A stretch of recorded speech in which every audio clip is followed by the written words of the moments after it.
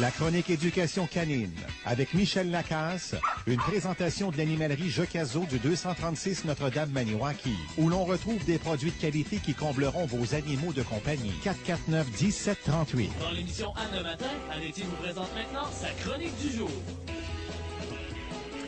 Oui, la chronique avec Michel Lacasse. Bonjour Michel. Bien, bonjour. Grippé aussi un petit peu. Oui, un petit peu. C'est le temps de l'année, hein? C'est le temps de l'année. Les virus sont pas mal frivoles et c'est ce qui se passe. Ben, ça va se passer, hein? Oui, ça va se passer. C'est pas grave. Non. Écoute, il y a pire que ça dans la vie, c'est ce que je me dis.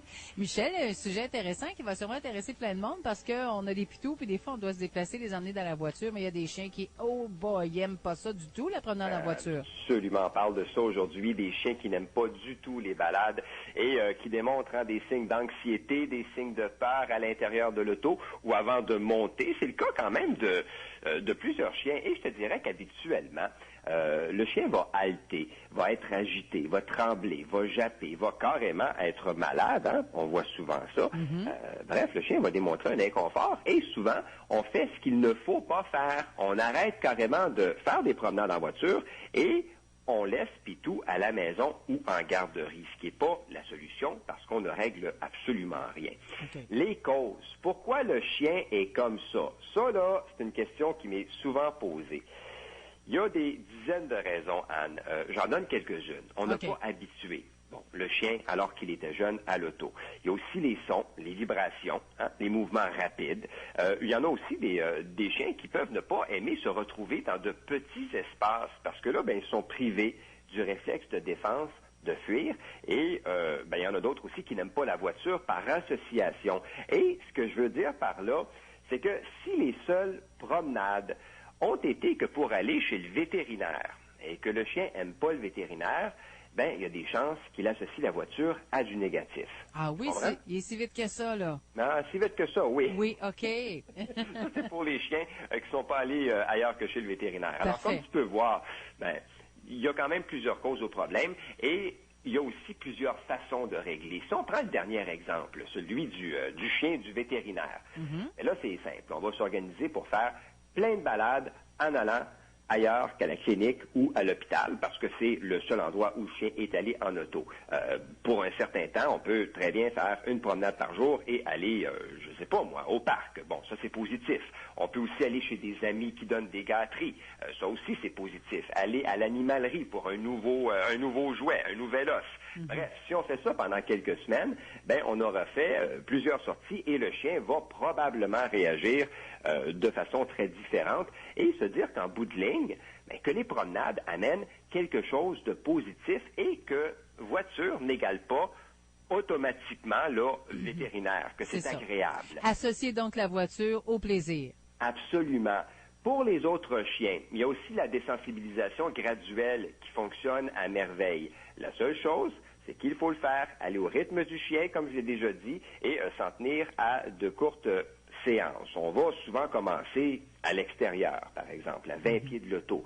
S'il n'y a pas de stress de démontrer, évidemment. On peut à ce moment-là donner des gâteries au chien, on peut le nourrir carrément, ou même on peut jouer à la souque à la corde, là, si c'est son jeu préféré. L'important, encore une fois, c'est qu'il associe la vue de l'auto à quelque chose de super le fun, et on va s'en rapprocher tranquillement. Si jamais il y a inconfort, on retourne à l'étape précédente.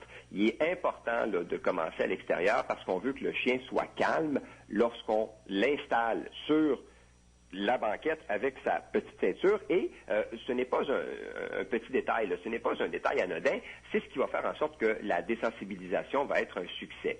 Si le chien est nerveux ou anxieux et qu'on commence avec le processus, il est certain que ça va pas très très bien fonctionner. Parce qu'on est à la radio, là, je vais pas parler de toutes les étapes parce que ce serait un petit peu trop long, mais on va toujours couper en petites tranches. C'est important. Une fois rendu près du véhicule, on va placer la main sur la poignée et donner une gâterie. Si ça va bien, on va ouvrir la portière et encore donner une gâterie. On va toujours chercher à changer l'émotion. À un moment donné, là, on sera rendu à l'étape de faire asseoir le chien et on le fera en durée. 2 secondes, gâterie, on va ressortir.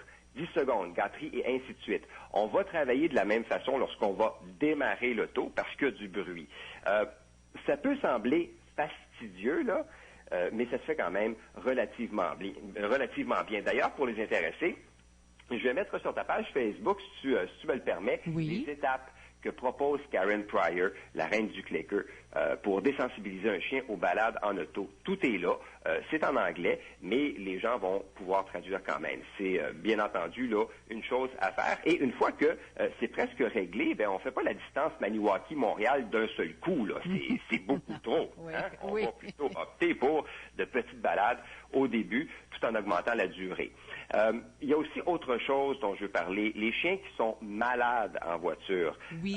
On peut consulter le vétérinaire, hein? Il y a de la médication qui peut aider, mais on peut aussi éviter de nourrir l'animal avant de quitter. Parfois, ça fonctionne. Oui. On peut aussi se servir de la gaine d'apaisement, du fameux Thunder Shirt dont j'ai déjà parlé. Oui. Chez certains chiens, les résultats ont été quand même assez concluants. On peut donner un os en cuir ou un Kong. Si l'animal est pas trop stressé, il pourrait gruger l'os ou le Kong parce que l'activité masticatoire apaise de beaucoup. Et il y a aussi la cage de transport qui peut fonctionner et les diffuseurs de phéromones. Alors, comme tu peux voir, ben, il y a comme des dizaines de raisons pour lesquelles le chien peut être inconfortable en voiture, mais il y a presque autant de solutions.